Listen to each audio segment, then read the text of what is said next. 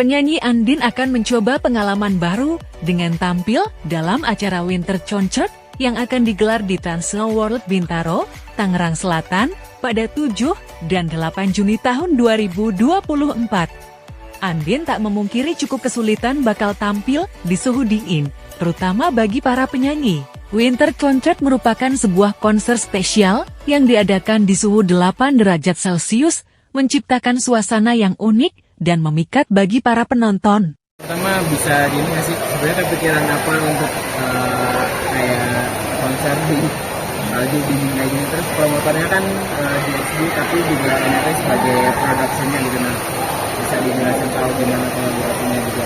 Iya, jadi kenapa di sini format ini, karena tadi saya bilang juga kan industri tunjukkan festival musik kan udah mulai bagus ya, jadi saya pribadi kayaknya pengen memberikan suatu hal yang baru supaya audiens itu dapat alternatif lagi, hal-hal yang baru termasuk di sisi musik. Jadi harapannya baik lagi konsep ini berhasil jadi tren baru gitu. Jadi kalau orang bosan ke festival konser biasa tapi ini konsernya jadi itu sih harapannya. Untuk target audiensnya siapa sih mas? Ya jadi kalau target audiens kalau saya nih, saya nanti itu pengennya memang keluarga-keluarga muda. Jadi yang saya disampaikan keluarga milenial lah, jadi saya kayak kemarin keluarga saya gitu, sama anak saya interest musiknya sama, kayak kita sama, bisa enjoy dan bisa sama. Jadi, tapi nggak menutup juga ya segmennya hi-fi juga yang masih muda-muda nantinya. Ini ide dari Jakarta, ide dari Jakarta. Dari tahun lalu sih, mas, tahun lalu aku kepikiran memang pengen buat satu hal yang baru aja, gitu. Karena saya bisa juga kan kita negara kita kan tropis ya, panas terus. Saya dikasih suasana yang dingin kayak di luar, kayak setuju banget. Andin, persiapannya seperti apa nih? Ini manggung apalagi dingin.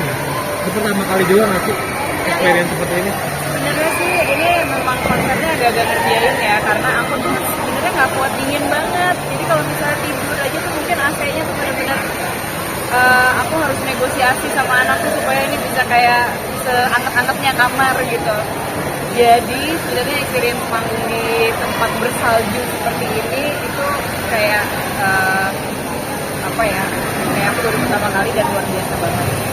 Dan sebenarnya kalau untuk penyanyi, mungkin penyanyi di mana-mana tahu bahwa di tempat yang dingin itu lebih susah untuk mengeluarkan suara karena jika suaranya itu susah panasnya gitu. Jadi walaupun kita udah warm up, udah pemanasan, tapi begitu udaranya dingin sebenarnya dia kayak dingin lagi gitu. Jadi ya kita harus ekstra pemanasan gitu untuk nyanyi di tempat seperti ini.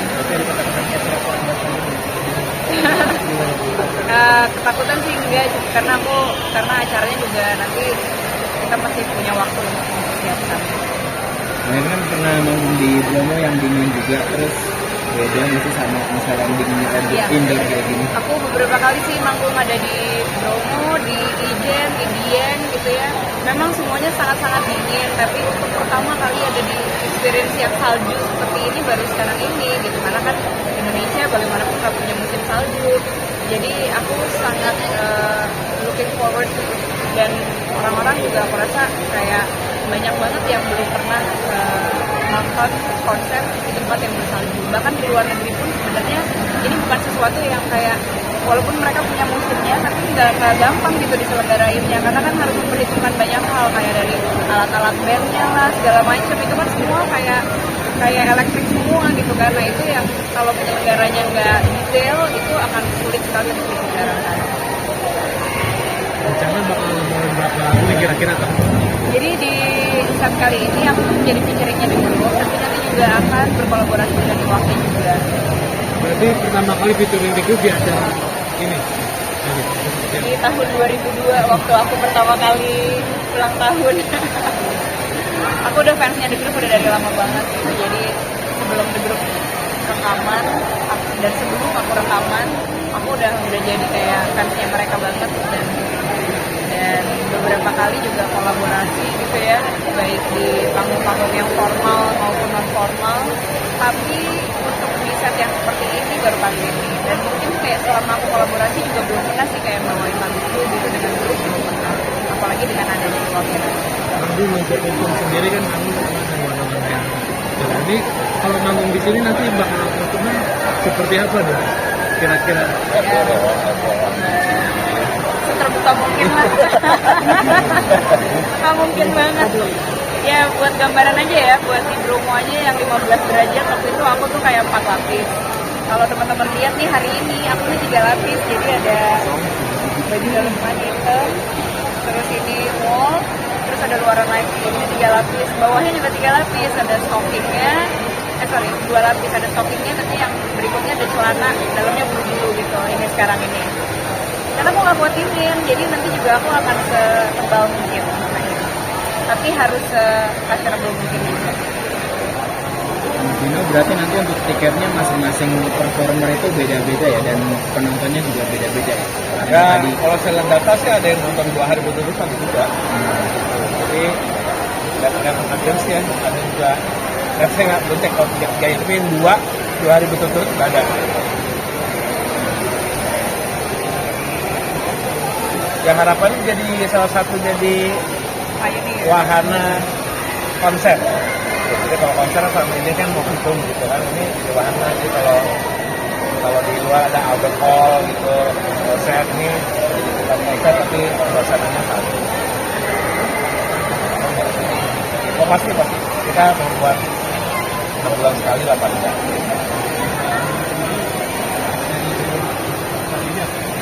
Dari apanya? Pengalaman di konser yang kali ini sebenarnya belum ada pengalamannya karena konsernya masih nanti Juni. Nanti pertanyaannya harus ditanyakan lagi setelah konsernya. Tapi yang pasti aku bisa bayangin akan sangat seru. Persiapannya udah berapa persen? Udah, kalau secara konsep sudah 100%. Karena jalan terbesar tadi yang Amin bilang itu memang kan konsep production. Dimana safety nomor 1, kedua tinggal bicara kreatif masing-masing show-nya aja ya, masih dalam jadwal.